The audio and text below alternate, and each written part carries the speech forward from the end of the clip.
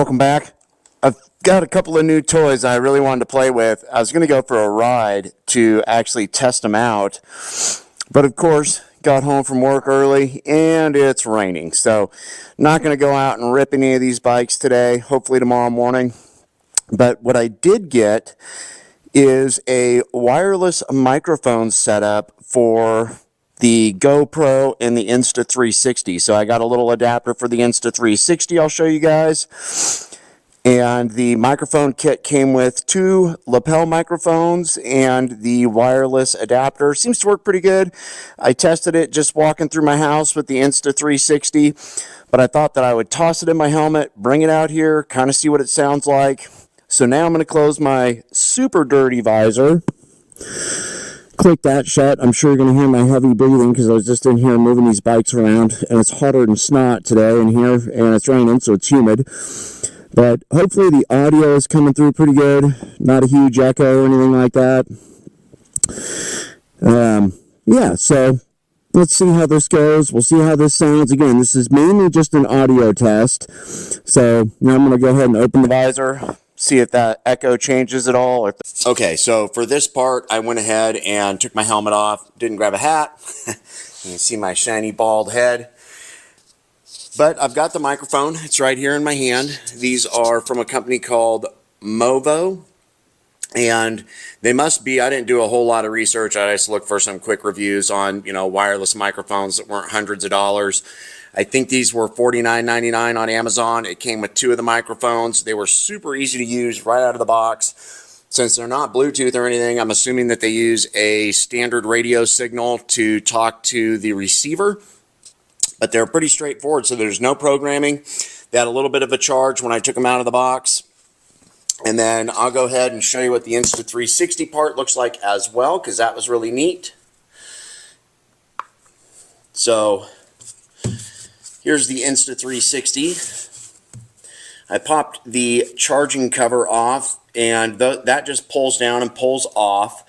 This is the actual device, and it is branded from Insta360 because one of the things that they toted with this device, or bragged about, I guess, is that it is invisible still to the video, which I thought was really cool.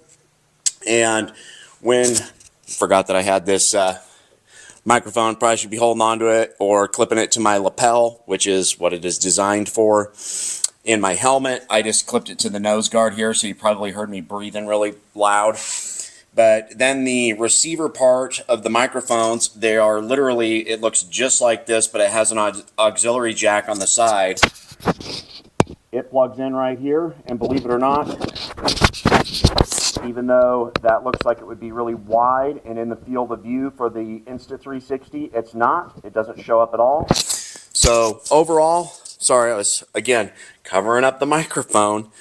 Again, super impressed with this. I'll do a little bit of moto vlogging with it. Hopefully this makes it easier to do this kind of stuff. I would make way more videos, but I hate having to deal with equipment like wires and cameras and all that stuff. So anytime I can make it a little bit simpler and just take something like this microphone and clip it in my helmet, plug a receiver into the back of the camera and hit record, definitely makes life a lot easier, and I'll be more inclined to take you guys along for a ride when I'm out on these bikes.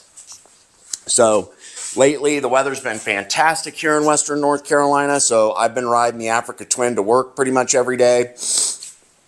I've got some new panniers on here, which has totally changed the functionality of this bike for me. It's made it a great everyday ride. This thing, it's kind of cool. It's only 100 horsepower and like 80 foot-pounds of torque, which isn't a lot. I wish it had a little bit more for how heavy and big this bike is. But what is cool is, since it is a low compression, kind of a low power output motor, there's not a lot of wear and tear on this engine, and I can put basic gas in this. So I'm getting over 40 miles a gallon, and gas is like, I don't know, $3 a gallon, I think, right now. Here's the other pannier. This one's bigger than the one on the other side because you have your exhaust down there. So this side is offset outwards a little bit. So the width is actually the same on the motorcycle overall. But this The left side pannier is quite a bit larger. I can actually fit a whole helmet in there. Then, of course, we have the Fireblade. I'm dying to take this out this weekend if it doesn't rain too much and I get all my chores and projects around the house done.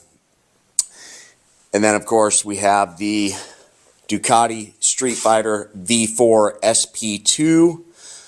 Both of these are absolutely god tier motorcycles. They are both full exhaust systems, Sprint air filters, and BT Moto tuning. The Fireblade also has velocity stacks and geared it down from the 1643 to a 1544 gear ratio, final drive ratio. So this has a little bit more pickup down low. It's just phenomenal. Something I want to do this weekend. I got this video is going way off track. It's supposed to just be about these microphones, but I'll fill everybody in. It's been a while on an update. I did get that custom fitted race suit from 1X USA.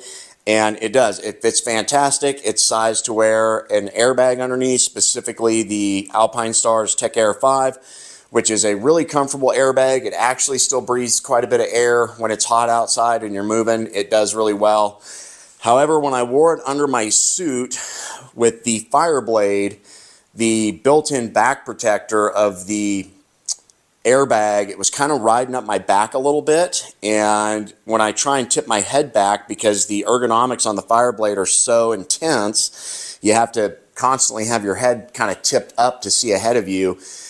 My helmet was, the neck roll of my helmet was hitting the back protector in the airbag, and it was preventing me from tipping my head up as far as I needed to, especially when the road was not flat. If I was going uphill a little bit, I really struggled. So then the next time I rode with the suit, I rode the Street Fighter and I had zero issues. But I also had somebody help me get the suit on over the airbag when I rode this bike. So we're going to try the same thing with the Fireblade this weekend, hopefully. I'll have Jessica help me put the suit over the airbag, make sure the airbag stays in place where it's supposed to be so the back protector doesn't ride up. We'll give it another go. Worst case scenario, what I'll have to do is make something inside the suit, maybe some buttons or something and some straps to the bottom of the airbag, and button the bottom of the airbag inside the suit somehow so that it can't slide up at all.